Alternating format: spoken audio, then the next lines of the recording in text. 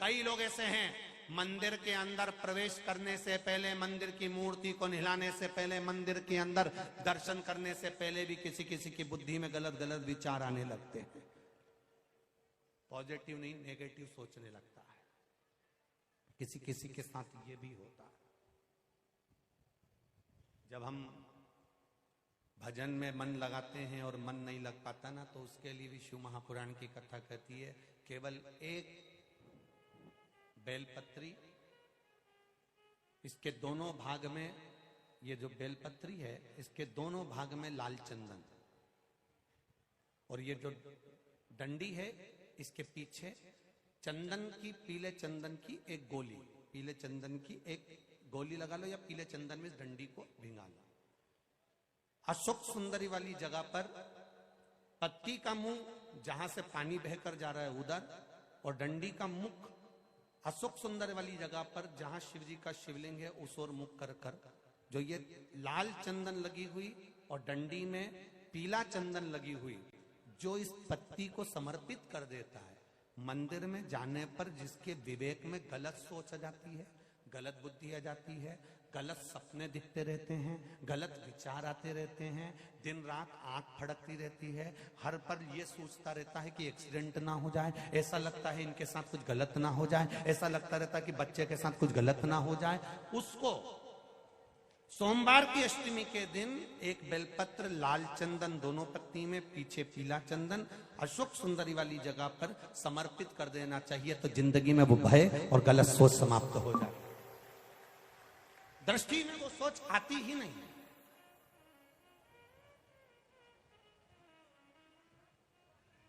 गलत विचार, गलत सोच, गलत दृष्टि, गलत भाव प्रकट कब होता है?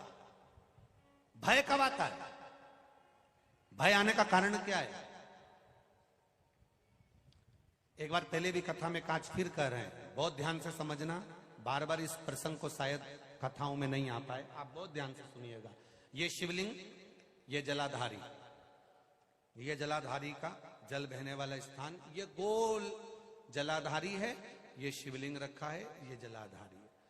अब कई लोग ऐसे होते हैं कि पंडित जी पूजन करा रहे हैं, या कोई मालूम पड़े बहुत बड़ी जलाधारी है। अब उज्जैन में आप दर्शन करेंगे तो शिवलिंग थोड़ा सा बीच में होता है, जलाधारी बहुत दूर होती है, ऐसी गोल होती है। अब आप लोग जब पूजन करने बैठते हैं तो महाराज जी ने जैसे ही महादेव को चंदन लगाया और चंदन लगाकर हाथ में जल लेकर हाथ धो दिया, तो धोया काय पे?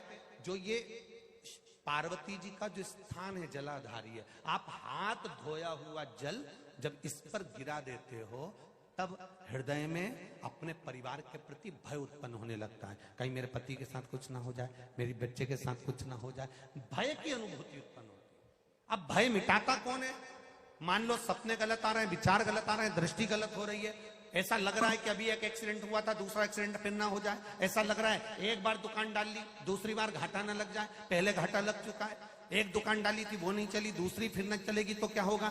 जिसके मन में ऐसा विचार आ जाता है, उसको केवल एक बेलपत्री, दोनों पत्तियों में लाल चंदन, डंडी में पीला चंदन, जलाधारी पर जो अशोक सुंदरी बनी है वहां बस इस तरह से उसको रख देना है। जिंदगी में कभी भय आता ही नहीं है, भले कितनी भी तुमने सोच ली हो।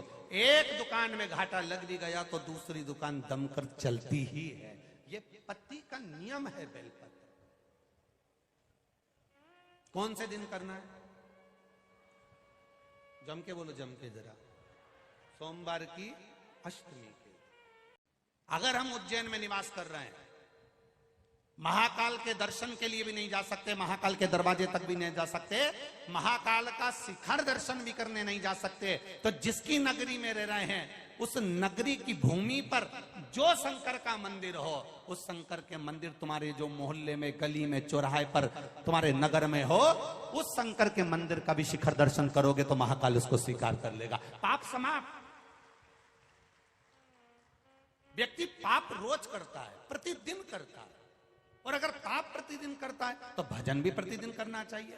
पाप प्रतिदिन कर रहा है तो नाम जाप भी प्रतिदिन करना चाहिए।